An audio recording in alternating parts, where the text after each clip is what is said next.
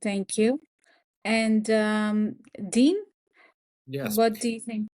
From my perspective, as already Andrea and Thomas mentioned some points of that, I will just add just a few points from pretty more architecture and technical perspective, probably, that will fit in this story.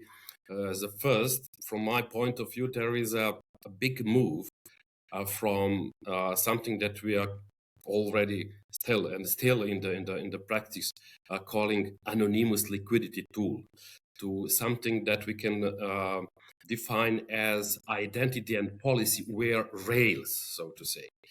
And even though that pure DeFi is still largely out of the scope of the MICA business, no matter how many pages we still have to go on and go through and to read and to accommodate, it's actually more than the surrounding services, custodians, exchanges, stablecoins issuers are being pulled actually into the MICA style licensing and through the disclosure and supervision that already to the ESMA regulatory points defined. And at the same time, the expectation of something that we are calling on a travel rule or anti-money laundering AML for virtual assets are now crystal clear. So that's the kind of the big move and the big shift.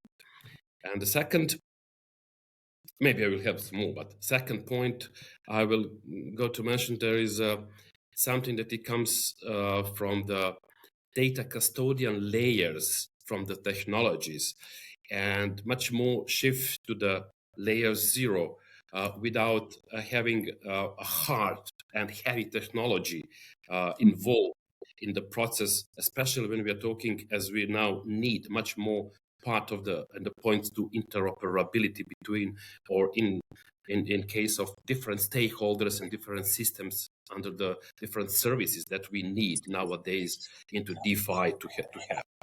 And much new protocols should be, or some protocols should be redefined for the transactional processing to give clear, immutable record of who controls which data, how it moves across the chains and the legacy systems, and how it's verified and audited.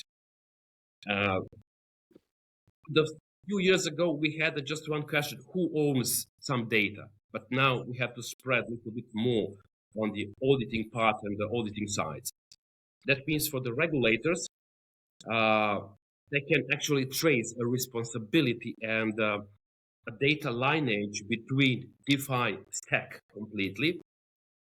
For instance, for the fintech, as the Thomas already mentioned for instance, for the banks and the fintech world, it means that we can now we are much more be able already to plug a DeFi style settlement or liquidity at all into core systems without losing oversight of customer data, or with risk rules, jurisdictional controls, and such kind of things.